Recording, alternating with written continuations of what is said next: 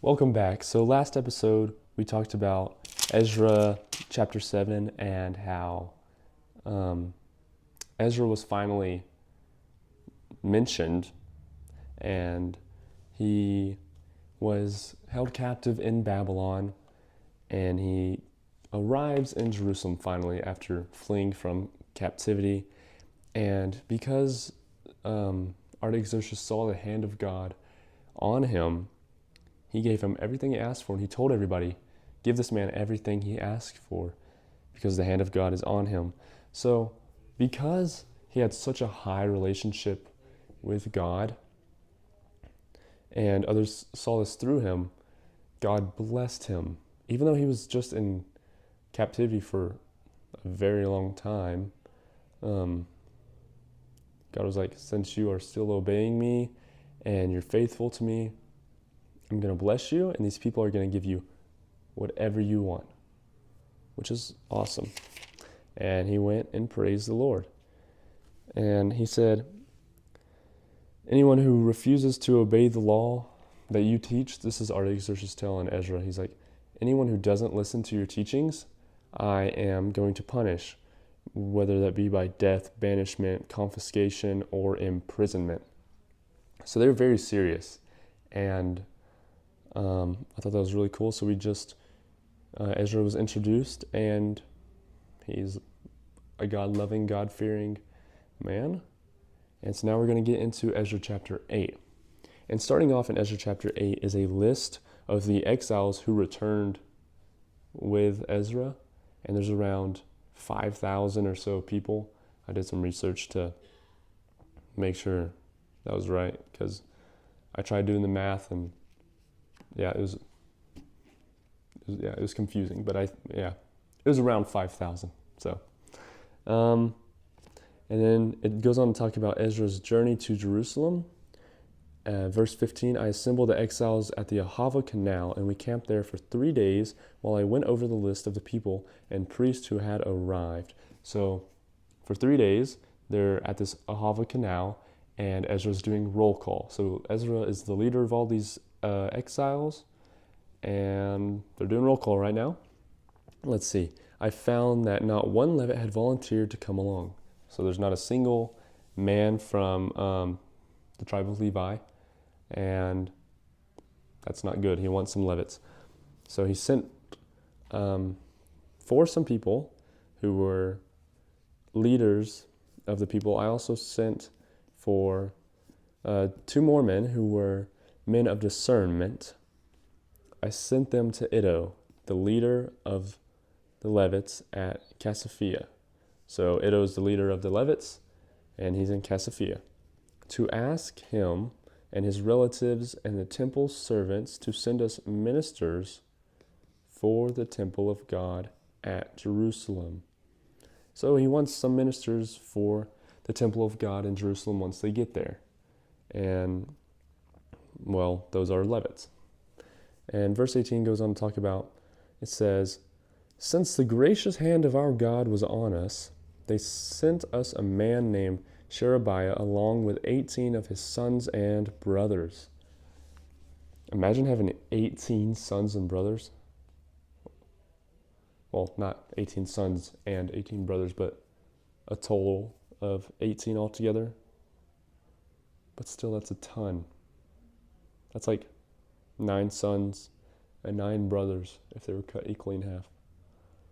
That's a ton of people. Anyways, so he was a very astute man, a descendant of Mali, who was a descendant of Levi, son of Israel, also known as Jacob, because whenever Jacob and God wrestled, God was like, I'm going to call you Israel now. And verse 19, they also sent Hashabiah together with Jeshaiah from the descendants of Merari, and 20 of his sons and brothers. 20. That's a lot more. That's like 10 sons and 10 brothers. Wow. And 220 temple servants. The temple servants were assistants to the Levites. All right, so they're just getting a whole lot more people to come back to Jerusalem. Verse 21, and there by the Ahava Canal I gave orders for all of us to fast and humble ourselves before our God. We prayed that he would give us a safe journey and protect us, our children, and our goods as we traveled. So they've been camped out for 3 days now, and he's like, listen, guys, we got to pray and we got to fast because, well, we're not going to make it without God. And which is obvious because this is a whole lot of people. You got to feed all these guys. You got to give them all water. You got to keep them all in line, make sure everyone's not getting angry at each other. Like, yeah, you're not getting through all that without God. So he's like, come on, we got to pray and fast, you know. He's a good leader, is what he is. Let's see. For I was ashamed to ask the king for soldiers and horsemen to accompany us and protect us from enemies along the way. After all, we had told the king, our God's hand of protection is on all who worship him. But his fierce anger rages against those who abandon him, which is very true. God's protection, hand of protection is on all who worship him. He loves us. So, let's see. I wrote in my notes. Let's see what I said. I said they prayed/fasted. Verse 22, he was ashamed to ask for help because he said God would protect them, but he was scared God would get angry at them. Yeah, because he was like, you know, if we're not worshiping him, then his fierce anger rages against those who abandon him. So it's like, if we're not going to worship this guy, he's going to abandon us. And we're trying to make it all the way to Jerusalem. We can't have that happen because then we'll all die. And it's not what they want, obviously. So, let's see. Verse 24. I appointed 12 leaders of the priest, Sherebiah, Hashabiah, and 10 other priests, to be in charge of transporting the silver, the gold bowls, and the other items that the king, his council, his officials, and all the people of Israel had presented for the temple of God. I weighed the treasure as I gave it to them and found the totals to be as follows: 24 tons of silver, 7,500 pounds of silver articles, 7,500 pounds of gold, 20 gold bowls, equal in value to 1,000 gold coins, 2 fine articles of polished bronze, as precious as gold. And yeah, that's a lot of nice stuff that they gave them for their temple. Well, let's keep reading. Verse 28. And I said to these priests, you and these treasures have been set apart as holy to the Lord. This silver and gold is a voluntary offering to the Lord, the God of our ancestors. Guard these treasures well until you present them to the leading priest, the Levites, and the leaders of Israel, who will weigh them at the storerooms of the Lord's temple in Jerusalem. So the priest and the Levites accepted the task of transporting these treasures of silver and gold to the temple of our God in Jerusalem. So Ezra's telling these Levites, he's like, and the priest, he's like, hey, you got to keep these safe and get them to the temple of God, which is in Jerusalem, and which is where they're traveling to. And they're like, all right. And let's keep reading. Verse 31, we broke camp at the Ahava Canal on April 19th, which I don't know if these dates are truly correct. This is an NLT Bible. I don't know that I fully trust the dates in all the translations, just because the calendars have gotten so mixed up over time. But that's what it says. And they started off to Jerusalem, and the gracious hand of our God protected us and saved us from enemies and bandits along the way.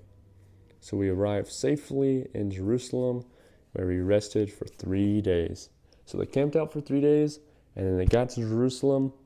They safely got to Jerusalem, and they were good, and they rested for 3 days.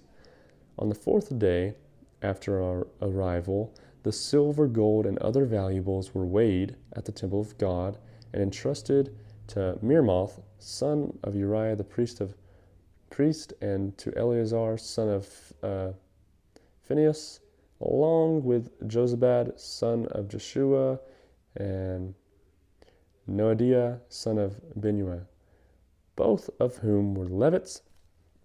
Everything was accounted for by number and weight, and the total weight was officially recorded. So they weighed all these precious items that they were gifted from the people who the king had told to give them stuff. Because if you remember, the king told Ezra, he's like, hey, these people will have to give you whatever you ask for. And so they did. Verse 35, then the exiles who had come out of captivity sacrificed burnt offerings to the God of Israel. And then it talks about what they presented and like what they offered. Verse 36, the king's decrees were delivered to his highest officers and the governors of the province west of the Euphrates River, who then cooperated by supporting the people and the temple of God. So, chapter 8. It was the journey back to Jerusalem from the captivity in Babylon with all the exiles and Ezra. And that was a pretty short chapter. But the message we get from that is pretty much the same as last, is, the king trusted Ezra because he could see the hand of God on him. And Artaxerxes wasn't even Jewish. He didn't follow the same God. But he could see God living through Ezra. He could see the light in Ezra. And that's like today, we need to let God's light shine through us so that everyone else can see it, because it's very real. You can see God living through others. You can see the light shining. And it's great. And we should all strive to have that in us, And also when it talks about how they burnt offerings, you have to remember this is the Old Testament before Jesus came down to earth. And so this was how they were forgiven of their sins. They had to sacrifice an offering. It's a lot different than Jesus came and fulfilled those laws. All these laws, there's a whole lot of laws. And this was just one of them. So yeah, thankfully we don't have to sacrifice any burnt offerings or, any rams and bulls and lambs. That's nice. Thank you, Jesus. Right? But yeah, that was chapter 8. Wait, let's see. We have 9, 10. Yeah, just 9 and 10 left. 2 more left, and then I'll do a summary over all of it, just to refresh all of our memories. But yeah, this is a pretty good book so far. I'm really enjoying it. There's a good message behind it. There's a good message in all the books of the Bible. But yeah, I'll see you in the next video.